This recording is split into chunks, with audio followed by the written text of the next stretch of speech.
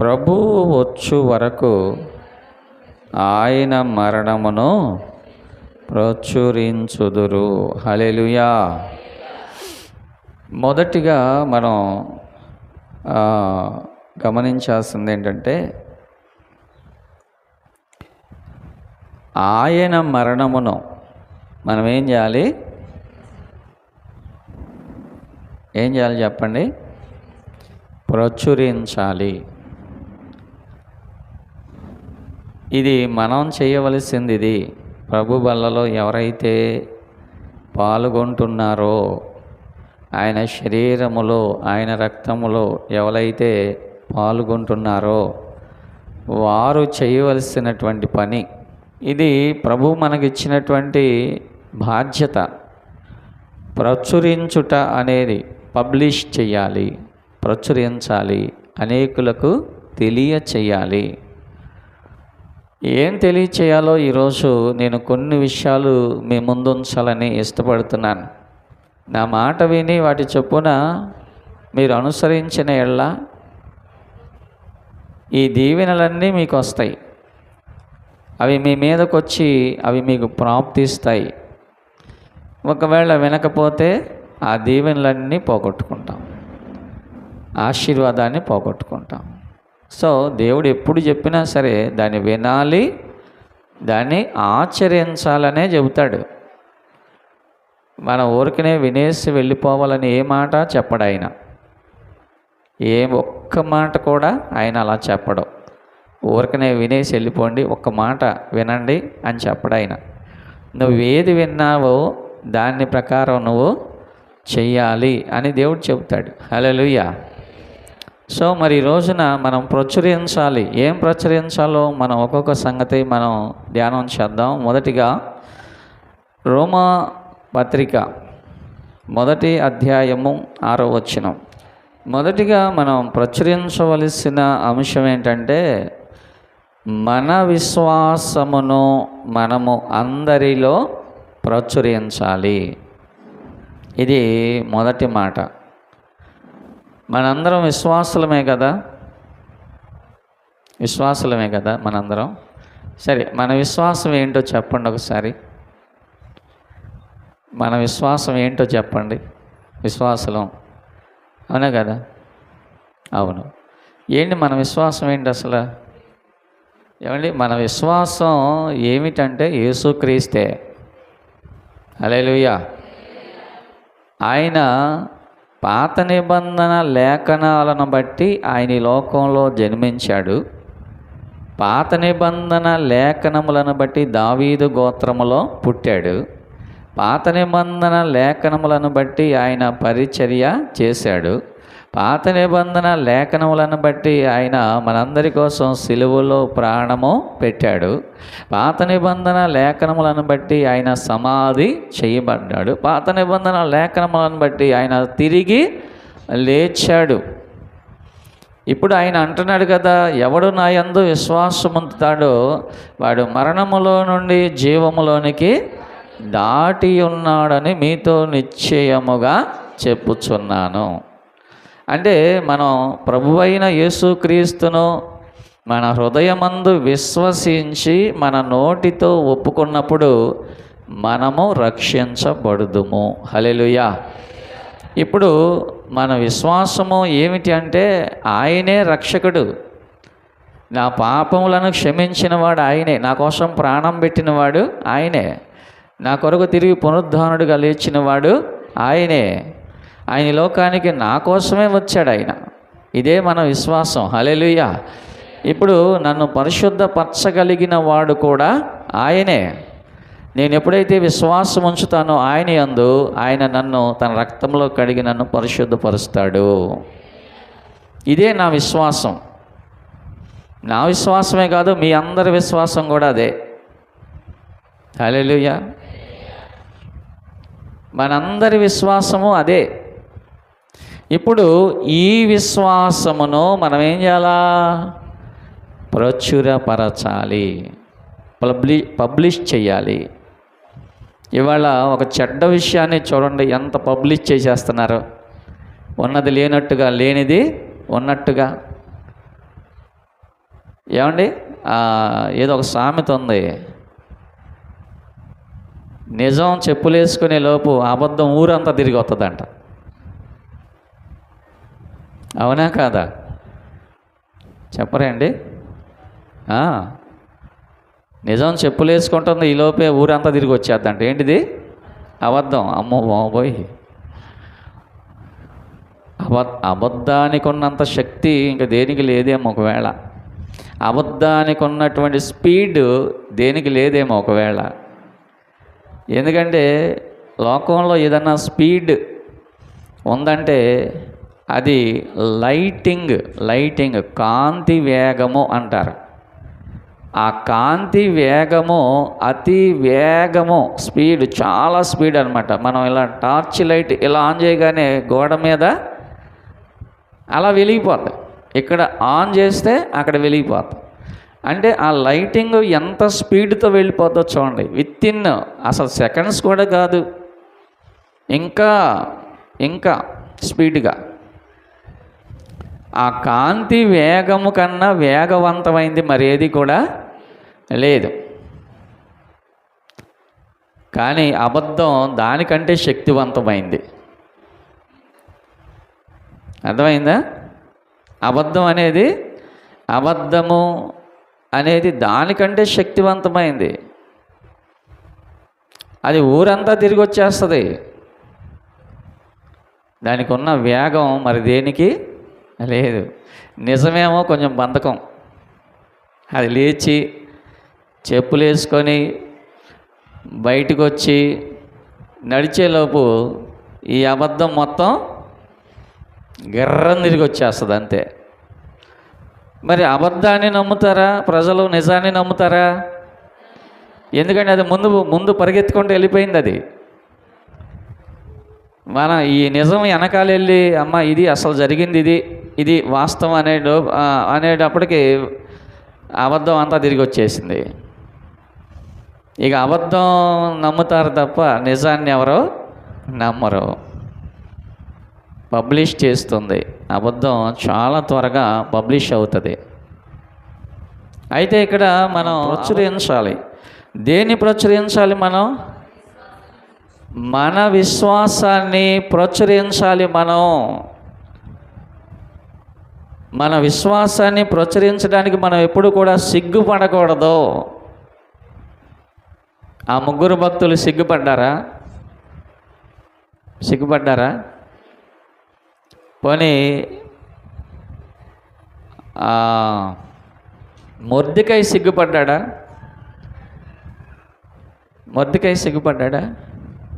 సిగ్గుపడలా. నేను దేవుని ముందు తప్ప ఎక్కడ నేను మోకాళ్ళు వేయను. అది మా విధి, అది మా క్రమం. దేవుడు మాకు అది నేర్పించాడు. మేము అలా వేయకూడదు. అది వేస్తే మా దేవునికి మేము అవమానం తీసుకొచ్చినట్లే అని చెప్పి అతను ధైర్యముగా తన దేవుని యందు తనకు ఉన్న విశ్వాసాన్ని ప్రచురించాడు. దానివల్ల అతనికి మేలు కలిగిందా లేకపోతే కీడు కలిగిందా? కీడే కలిగింది. అయినా సరే అరే పొరపాటు అయిపోయింది హామాన్ గారు, మొన్న నేను కొంచెం హాండర్ చేయలేకపోయాను, ఇవాళరా నువ్వు నా ముందు, ఇవాళ అలా వెళ్తుంటే నేను టక్కన మోకాళ్ళు వేసేస్తాను నీ ముందు అన్నాడా? లేదు.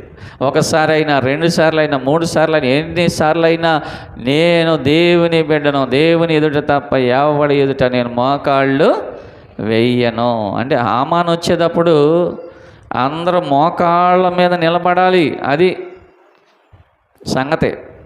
అందరూ నిలబడుతున్నారు, ఆ రాష్ట్రం వాళ్ళు, ఆ ప్రజలు అందరూ నిలబడుతున్నారు, కానీ ఈ నిలబడతలా. అర్థమైందా మీకు?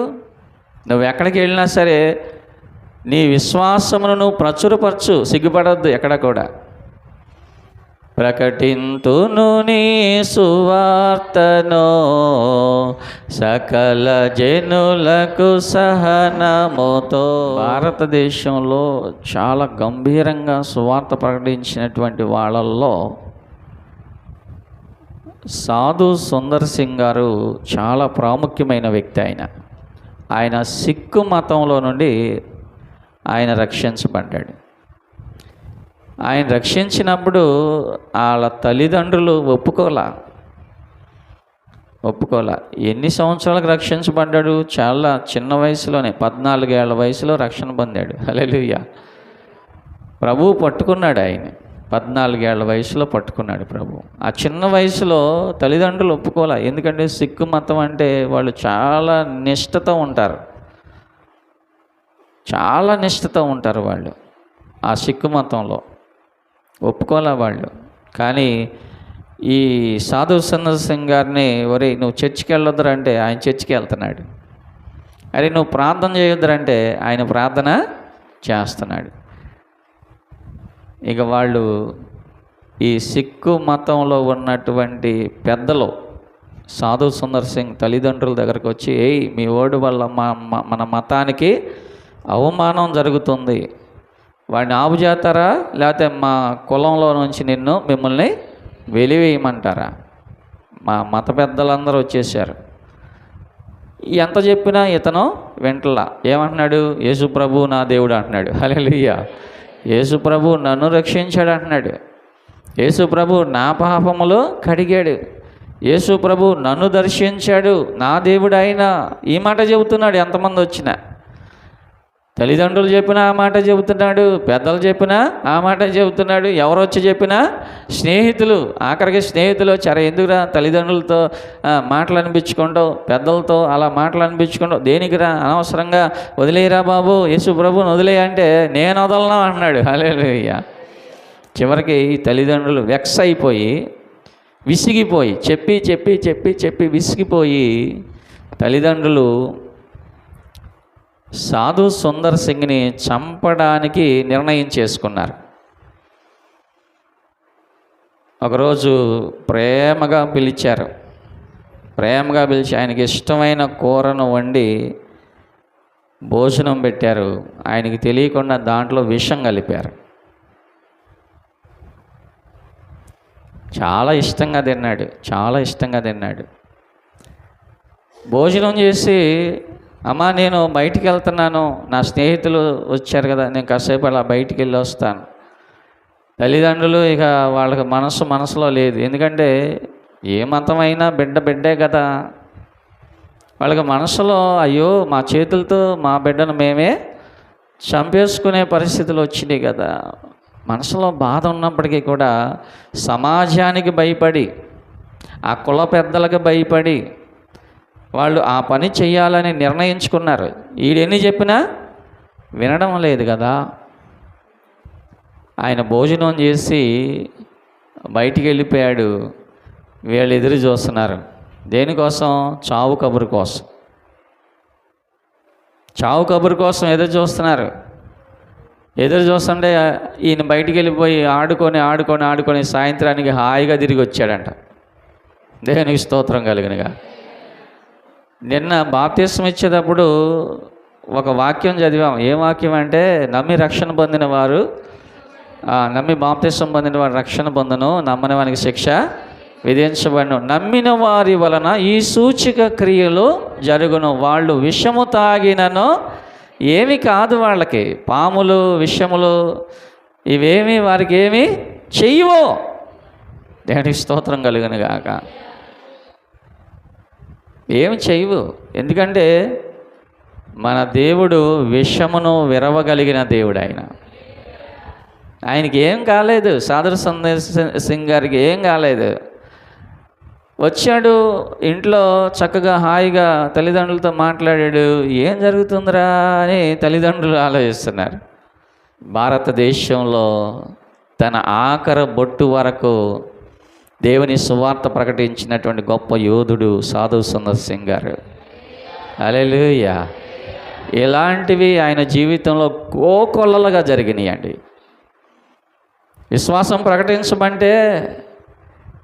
విశ్వాసం ప్రకటించమంటే అది ఏంటి అనుకుంటున్నారు? దానికి ఉదాహరణకు అదే చెప్పాను నేను. ఎవడొచ్చినా సరే, తల్లిదండ్రులైనా ఎవడొచ్చినా సరే, నేను క్రీస్తు రక్తములో కడగబడి రక్షించబడ్డాను. హల్లెలూయా. క్రీస్తు ప్రేమలో నుండి నన్ను ఎవడో కూడా, దేనికి స్తోత్రం, హల్లెలూయా, నన్ను ఎవడు ఎడబాటు చేయలేడు. ఆయన మనం మ్యారేజ్ చేసేటప్పుడు ఈ మాట ఆఖరిలో చెబుతాం ఏంటంటే, దేవుడు జతపరిచిన వారిని మనుష్యుడు వేరు చేయకూడదు, కడకు తుదకు వారు కూడా ఒకరిని విడిచి ఒకరు ఎడబాయకూడదు. ఇప్పుడు మనం క్రీస్తును మనము అంటు కట్టబడ్డాం, క్రీస్తు ప్రేమలో అంటు కట్టబడ్డాం, క్రీస్తు యొక్క కృపలో ఆయన రక్షణలో మనము అంటు కట్టబడ్డాం. మనకు మనం వేరైపోతే తప్ప ఎవడో ఈ ప్రేమను విడదీయలేడు. దేవుని స్తోత్రం కలిగిన గాక. ఎవడ విడదీయలేడు. అదే విశ్వాసం. అందుకనే భక్తులైన వాళ్ళు సింహాల బోన్లోకి వెళ్ళారు. అందుకోసమే భక్తులైన వారు అగ్నిగుండంలోకి వెళ్ళారు. అందుకోసం. ఎందుకోసం? వాళ్ళకి పని పాట లేదమ్మా, పని పాట ఏం లేదా వాళ్ళకి. ఆ సింహాల బోన్లోకి ఎవడన్నా వెళ్తాడా? మరి మనలాంటి తెలివి గల్లోళ్ళు కాదు కదా వాళ్ళు, అమాయకులు కదా, అందుకని సింహాల బోన్లోకి వెళ్ళిపోయారు. మనలాంటి తెలివి ఉంటే తప్పించుకునేవాళ్ళు ఎట్టగొట్ట. కానీ దేవుడు వారిని తప్పించాడు. మనం తప్పించుకోవడం కాదు, దేవుడు తప్పించాలి మనల్ని. మనం యుక్తితోనో తెలివితోనో జ్ఞానంతోనో మనం తప్పించుకోవడం కాదు, దేవుడు తప్పించాలి. విశ్వాసమును ఏం చేయాలి? మనం ప్రచురము చేయాలి. నేను రెండవదిగా అదే రోమిలికి పత్రిక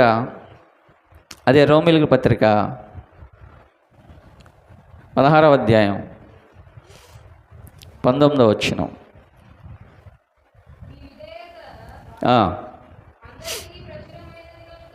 మీ విధేయత అందరికీ. రెండవది ఏంటంటే విధేయత. రెండవది ఏంటి చెప్పండి? విధేయతను మనం ఏం చేయాలా? అందరికీ ఏం చేయాలి? మనం ప్రచురము చేయాలి. ఏంటిదమ్మా? విధేయతను ప్రచురము చెయ్యాలి. అంటే దీని అర్థం ఏంటి అసలు? ఒకప్పుడు నేను హింసకుడను, దోషకుడను, హానికరుడను, జనానికి కీడు చేసినోడిని నేనే, సంఘానికి కీడు చేసినోడిని నేనే. పౌలు అంటున్నాడు, నేను ప్రజలకి కీడు చేశాను, సంఘానికి కీడు చేశాను, క్రీస్తునకు కీడు చేశాను, విశ్వాసులకు కీడు చేశాను. నేను పూర్వం నేను అంత కీడే, నా బ్రతుకంతా కీడే, నా వల్ల ఎవరు మేలు పొందల. నేను నోరు తెరిస్తే కీడే, నేను అడుగు పెడితే భస్మం, అంతే. ఎక్కడ అడుగు పెడితే అక్కడ భస్మం అంటే ఏంటమ్మా? ఎక్కడ అడుగు పెడితే అక్కడ బూడిదే. భస్మం అయిపోయేవాళ్ళు ఎక్కడ అడుగు పెడితే అక్కడ. నోరు తెరిస్తే కీడే, అటువంటి మనిషిని నేను. కానీ ఇప్పుడు ప్రభు ఏం చేశాడో తెలుసా? నేను పాపులలో ప్రధానుడను, సంఘమును హింసించిన వాడను, కానీ నేను తెలియక చేసి తిని దేవుడు నన్ను క్షమించాడు. హల్లెలూయా. ఇప్పుడు నేను క్రీస్తు యేసు దాసుడను, ఆయన పాదాక్రాంతుడిని అయిపోయాను. ఈ మాట ఎంత బాగుందో చూడండి. చాలామంది ఇక్కడ మన ఊర్లో తక్కువ మంది ఉన్నారులేండి.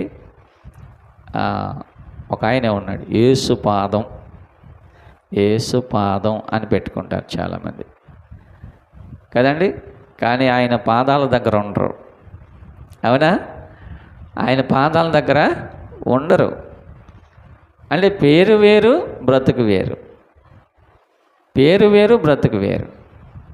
నిజంగా మనం ఏమవ్వాలి? ఒకప్పుడు తిరుగుబాటు స్వభావం మంది.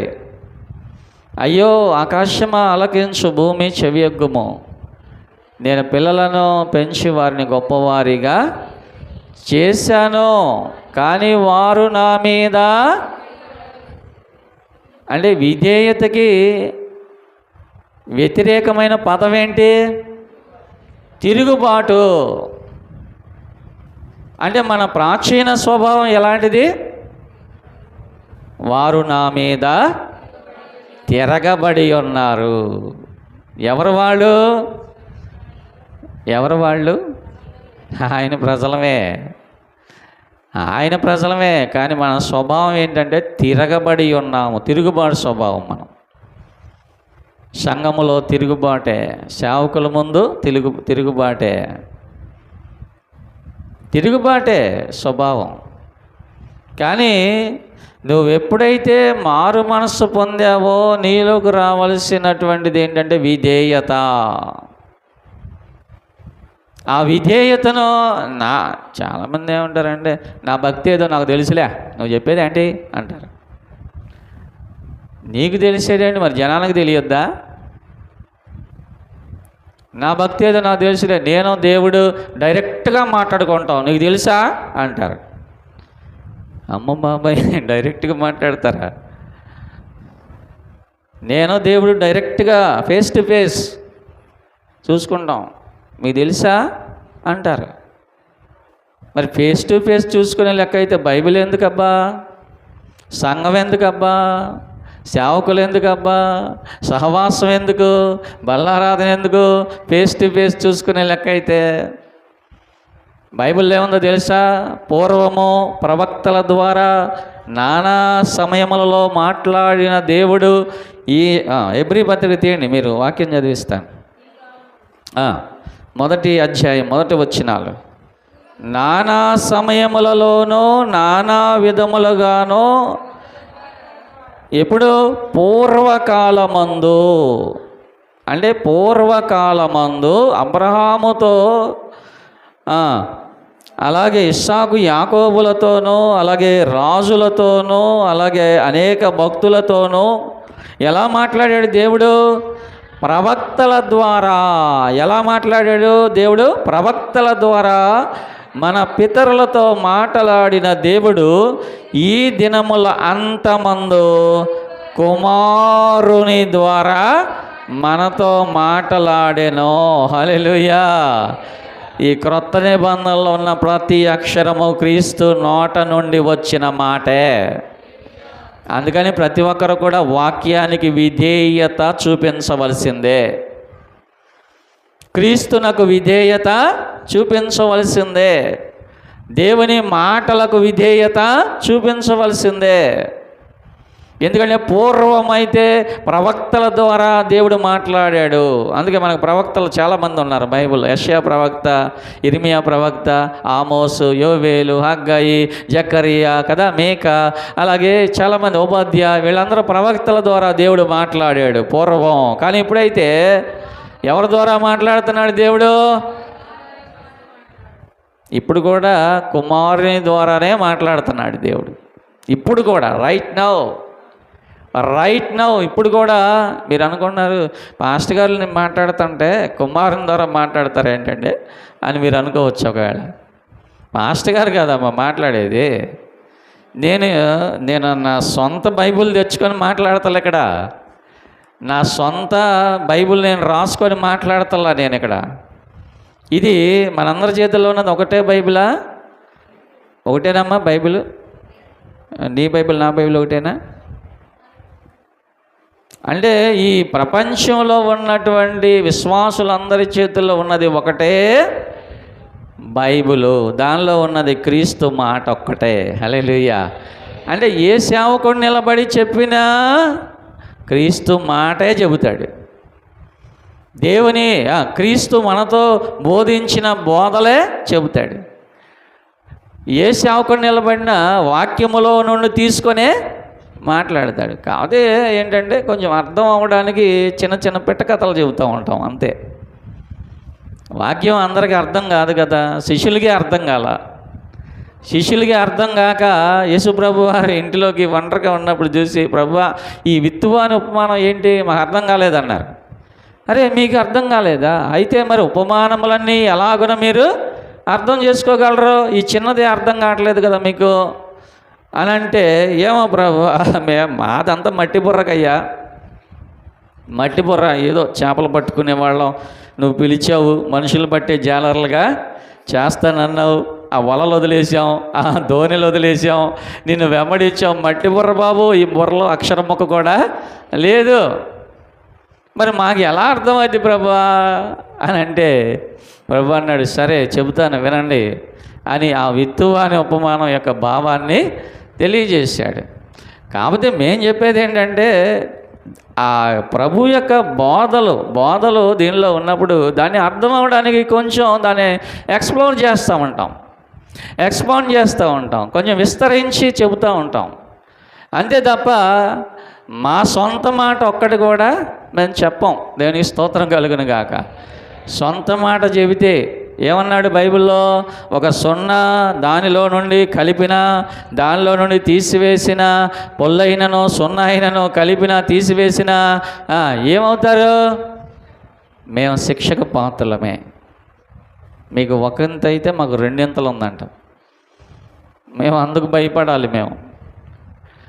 మీకు ఒక శిక్ష అయితే మాకు రెండింతల శిక్ష అంట. మాకు ఇక్కడ నిలబడతామంటే ఊరికనే నిలబడడం కాదు, ఆ రెండింతల శిక్షకి ఎప్పుడు భయపడతా ఉండాలి. మళ్ళీ మేము వాక్యం ముగించి కూర్చున్న తర్వాత మనసులో, ప్రభువా ఒకవేళ ఏమన్నా దానికి సున్నా కలిపానా, దానికి సున్నా తీసేసానా, దానికి సున్నా కలిపానా, దానికి సున్నా తీసేసానా, మేము ప్రార్థన చేసుకొని ప్రభువా క్షమించయ్యా, రెండింతలు ఉందంటాం అక్కడ, రెండింతలు ఎందుకయ్యా బాబు నన్ను క్షమించయ్యా అని మళ్ళీ మేము ప్రార్థన చేసుకోవాలి. హల్లెలూయా, హల్లెలూయా. కనుక దేవుని పిల్లలు, మా సొంత బాధ ఏముండదు అమ్మ ఇక్కడ, మా సొంత బాధ ఏముండదు. మనం దేనికి విధేయత చూపించాలి? క్రీస్తునకు, ఆయన వాక్యమునకు, ఆయన సేవకులకు, ఆయన సంఘమునకు, ఆయన సహవాసమునకు మనం విధేయత చూపించాలి. కానీ మనిషి స్వభావం, హ్యూమన్ నేచర్ ఏంటో తెలుసా? తిరుగుబాటు స్వభావం. వద్దమ్మా పండు తినొద్దమ్మా, అమ్మా పండు తినొద్దమ్మా ప్లీజ్ అన్నాడు దేవుడు. అవునా కదా? మీరు వెనక తిరిగి చూస్తున్నారు ఎవరు తింటున్నారని. వద్దమ్మా పండు తినొద్దమ్మా ప్లీజ్ అమ్మా వద్దు. మరి ఎందా ఆదాం విన్నాడా? ఎందుకు? హ్యూమన్ నేచర్ అయిపోయింది, స్వభావం అయిపోయింది. మనిషి స్వభావం ఏంటంటే లోబడే స్వభావం కాదు, తిరగబడే స్వభావం. ఆ తిరగబడే స్వభావం బాప్తిస్మం పొందిన బిడ్డలు అదే చేస్తే ఇంకా ఉపయోగం ఏముంది? ఏమండి, మందిరంలోకి వచ్చిన వాళ్ళు కూడా అదే చేస్తే ఉపయోగం ఏముంది? ఏమండి, వాక్యాన్ని వింటున్న నీవు అదే చేస్తే ఉపయోగం ఏముంది? మనం ఏం చేయాలి? మన విధేయతను ప్రచురము చేయాలి. ఒకప్పుడు హింసకుడను, దూషకుడను, హానికరుడను నేను ఆనాడు తెలియక చేసి తిని కనుక దేవుడు నన్ను క్షమించాడు, నన్ను కనికరించాడు దేవుడు. ఇప్పుడు నేను క్రీస్తు యేసు దాసుడను. దాసుడు ఎప్పుడు కూడా యజమాని చెప్పినట్టే చేయాలి, యజమానికి విధేయత చూపించాలి. పౌలు ఎన్నిసార్లు కొట్టబడ్డాడు? పౌలు ఎన్నిసార్లు చెరసాల్లో ఉన్నాడు? పౌలు ఎన్నిసార్లు ఏమండి మరి రాళ్లతో కొట్టబడ్డాడు? ఇదంతా ఏంటి? క్రీస్తు దాసుడను. ఆయన కోసం అవసరమైతే నా ప్రాణం పెట్టేస్తా, ఆయన కోసం నా ప్రాణం ఇచ్చేస్తాను. అవసరమైతే నేను పానార్పణముగా పోయబడుచున్నాను. పానార్పణం అంటే ఇదివరకే మనకు దినాల బొనాలు జరిగేటప్పుడు ఏం చేసేవాళ్ళు? ఆ దినం రాయి ఇంటింటికి తీసుకొచ్చేవాళ్ళు. తీసుకొస్తే ఆ బిందుతో నీళ్ళు తీసుకొచ్చి, హల్లెలూయా,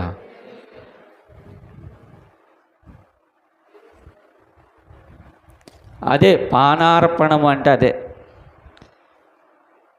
ఆ నీళ్లు ఎలా పోయబడుతున్నావో నా ప్రాణం కూడా క్రీస్తు కోసం పోసేస్తున్నాను అంతే. దేవునికి స్తోత్రం, హల్లెలూయా. నిజంగా ఆ విధేయత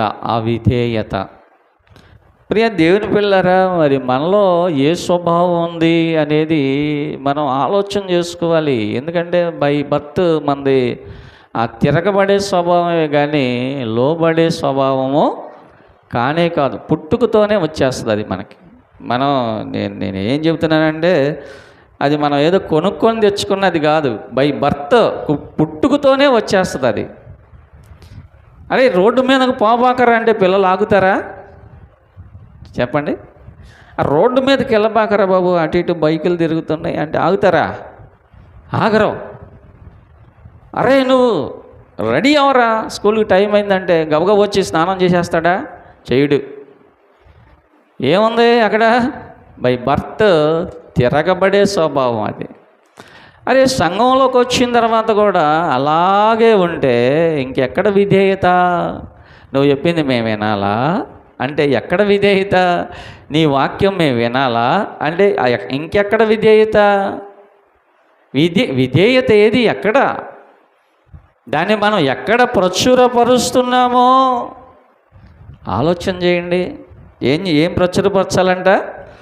విధేయతను ప్రచురపరచాలి అంటే పబ్లిష్ చేయాలి. నువ్వెంత క్రీస్తుకు లోబడుతున్నావో, నువ్వెంత క్రీస్తు దగ్గర నువ్వు లోబడిపోతున్నావో దాన్ని ఏం చేయాలి? నువ్వు పబ్లిష్ చేయాలి విధేయతను.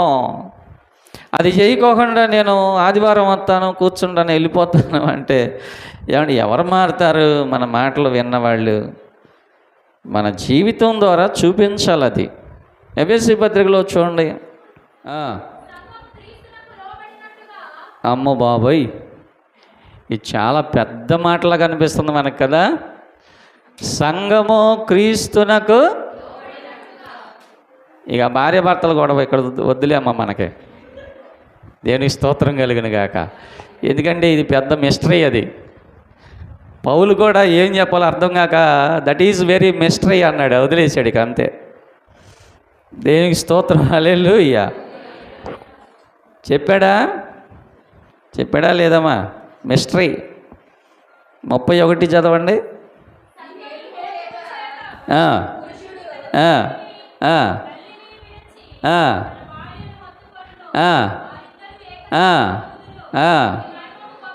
ఇది మిస్టరీ.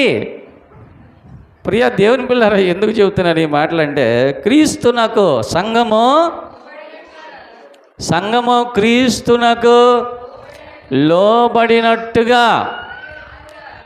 అమ్మా ఎవరిలో? దేవుని స్తోత్రం, హల్లెలూయా. అది వదిలేసేయమన్నాక ఇక వదిలేసేయండి అమ్మ, ఇక భార్య భర్తలు కూడా వదిలేసేయండి. కానీ సంఘం ఏం చేయాలా? క్రీస్తునకు లోబడినట్టుగా. ప్రియ దేవుని పిల్లరా, సంఘం సంఘము లోబడాలి. విధేయత లోబడినట్టుగా ఊరినే కనపడడం కాదు. ఆ విధేయతను ఏం చేయాలి? మనం ప్రచురము చేయాలి. విధేయతను మనం ప్రచురపరచాలి. నేను దేవునికి లోబడుతున్నాను, అది ప్రచురము చేయాలి. నువ్వు జనం చూడాలి, జనం గమనించాలి. ఆ విధేయతను మనలో జనం చూడాలి. జనం చూడకోకుండా మనం అసలు నేను దేవునితో డైరెక్ట్గా మాట్లాడతాను తెలుసా నీకు శ్యాము? ఏంటనుకుంటున్నావు?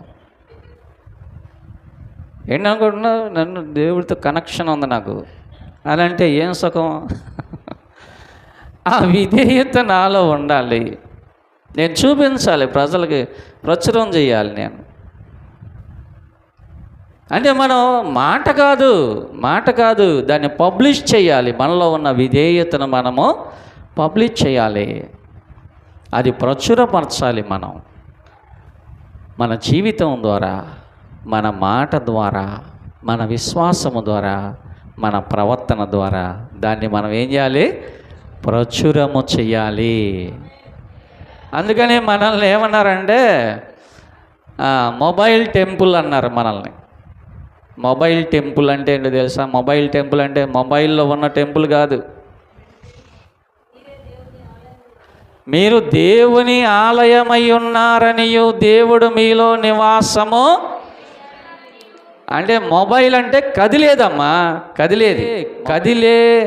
మందిరాలు ఎవరంటే మనమే. హల్లెలూయా. మనం ఎటు వెళుతున్నా సరే దేవుడు మనతో వస్తాడు. మనం ఎక్కడ కూర్చున్నా దేవుడు మనతో ఉంటాడు. మనం ఏ పని చేస్తున్నా దేవుడు మనతో ఉంటాడు.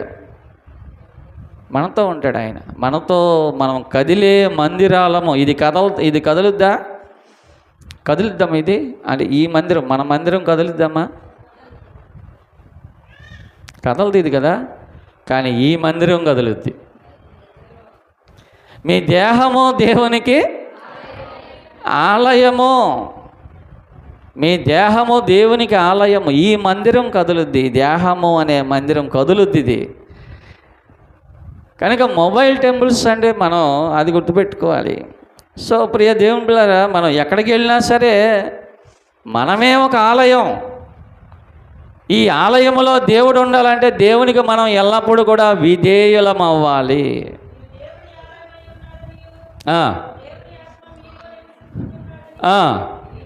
మీరు ఎరగరా? ఎవడైనను దేవుని ఆలయమును పాడు చేసిన ఎడలా దేవుడు వారిని పాడు చేయును. మనం పాడైపోతున్నామంటే ఎవడో బాధ్యుడు కాదు, మనమే. అర్థమవుతుందా? మనం పాడైపోతున్నామంటే ఎవడో కాదు బాధ్యుడు, మనమే. ఎందుకు? ఎవడైనను ఈ దేవాలయమును పాడు చేసిన ఎడలా దేవుడు వానిని పాడు చేయును. మనం అనుకుంటాం ఆడి వల్లేనండి, ఈ అమ్మాయి వల్లేనండి, ఈయన వల్లేనండి, ఆయన వల్లేనండి. ఇవన్నీ మనం చెప్పుకునే సాకులు అవన్నీ. మనం పాడైపోతున్నామంటే కారణం ఏంటి? మనమే. ఎందుకు? విధేయత లేదు, వాక్యానికి విధేయత లేదు, యేసు ప్రభు ఎదుట మనకు విధేయత లేదు. ఒకవేళ విధేయత ఉంటే ఆయన చెప్పింది చెప్పినట్టుగా చేస్తాం కదా. మనం ఆయన చెప్పింది చెప్పినట్టుగా చేస్తే మనకి ఎంత ఆశీర్వాదం. హల్లెలూయా. పరలోక వాకిళ్ళు తెరుస్తాడు ఆయన. హల్లెలూయా. విస్తారమైన దీవెన. హల్లెలూయా. విస్తారమైన ఆశీర్వాదం. హల్లెలూయా. ఆ ఆశీర్వాదం మన మీదకి దిగి వచ్చేస్తా అట్లాగా. ఎప్పుడంటే ఆ విధేయత మనలో ఉన్నప్పుడు. సంఘము క్రీస్తునకు లోబడినట్టుగా అనే మాట చూడండి. లోబడాలండి. లోబడితే మనకు పోయేది ఏమన్నా ఉందా? చెప్పరే. లోబడితే పోయేది ఏమన్నా ఉందా? వచ్చేదే ఉంది కానీ పోయేది ఏమన్నా ఉందా? అది గమనించుకోలేకపోతున్నారు ఏంటండి. లోబడితే అంతా రాబడే, పోబడేం లేదు. అంత లాభమే, నష్టమేమీ లేదు. క్రీస్తునకు లోబడితే అంత ఆశీర్వాదమే. దేవుని స్తోత్రం కలిగిన గాక. ఆ విధేయతను మనము ప్రచురము చేయాలి. ఎలా ప్రచురం చేయాలి? నోటితో కాదండి. మన జీవితం, మన ప్రవర్తన, మన బిహేవియర్, దాన్ని బట్టి మనం లోబడుతున్నామా లేదనేది సమస్త జనులకు మనం ఏం చేయాలి? ప్రచురము చేయవలసిన వారమై ఉన్నాం తప్ప నోటితో మనం నేను ఎంత విధేయత గలదానో నీకు తెలుసా అని అంటే మాట వేరు, జీవితం వేరు, రెండు వేరు అయిపోతే ఎట్లాగా? స్వరము వేరు, స్వరము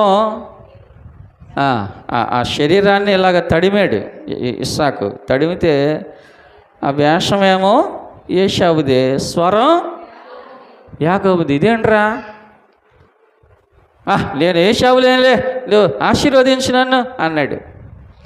కాదురా, నీ శరీరమేమో ఏశావులాగా ఉంది, మరి స్వరం ఏంట్రా మారిపోయింది అని అంటే పాపం ఆ ఇస్సాకుని కూడా మోసం చేశాడు. ఏమండి? స్వరము వేరు, శరీరం వేరు. పై వేషం మనిషి చూచును, హృదయంతరంగమును ప్రభు చూచును. ఎవరు చూస్తారు చెప్పండి? బ్రతికే సువార్తగా ప్రకటించు క్రైస్తవ. సువార్త అంటే మనం బైబిల్ తీసేసి మత్తయి సువార్త 11వ అధ్యాయం 28వ వచనంలో ఏముందో తెలుసా బ్రదర్? నువ్వు చదువు వినిపిస్తున్నాడు వెండి ప్రయాసపడి భారం మోయుచున్న ఏమన్నాడు తెలుసా ప్రభు? ప్రయాసపడి అది కాదమ్మా, అది కాదు దేవుడు కోరుకున్నాడు. బ్రతుకే సువార్తగా ప్రకటించు క్రైస్తవా, బోధే బ్రతుకైతే బ్రతుకు బోధ కాదా? దేని స్తోత్రం కలుగులుగాక. బోధే బ్రతుకైతే బ్రతుకు బోధ కాదా? గుడిలో కంటే సిలువ, నీ మెడలో కంటే సిలువ, బ్రతుకున ఉంటే సిలువ, నీ బ్రతుకున కదే విలువ. గుడిలో కంటే సిలువ, హల్లెలూయా. మన బ్రతుకే ఒక బోధగా మారిపోవాలి, అది కోరుకుంటున్నాడు దేవుడు. మరి ఎప్పుడు అండి? మన విధేయతను మనం ఏం చేయాలి? మనం ప్రచురించాలి. మన బ్రతుకే బోధగా మారిపోవాలి. దేవునికి స్తోత్రం కలుగును గాక. ప్రభు బల్లలోకి వస్తున్నాం. మనం ఈ రోజున పరిశీలన చేసుకుందాం. ప్రభు బల్లలో, ఆయన శరీరంలో, ఆయన రక్తంలోకి వస్తున్న మనం పరిశీలన చేసుకుందాం. ఈ రోజున దేవుడు మనతో మాట్లాడిన ప్రతి మాటను మన హృదయంలో మరొక్కసారి మనము జ్ఞాపకం తెచ్చుకుందాం. జ్ఞాపకం తెచ్చుకొని, ప్రభువా నీ మాటలు నా హృదయంలో, నాయన నేను ఏది విన్నానో దాని ప్రకారంగా నేను బ్రతకడానికి సహాయం చేయి ప్రభు అని దేవుని దగ్గర మనం పశ్చాత్తాపంతో ప్రార్థన చేద్దాం. దేవుడి మాటలను దీవించి ఆశీర్వదించునుగాక. ఆమేన్, ఆమేన్, ఆమేన్.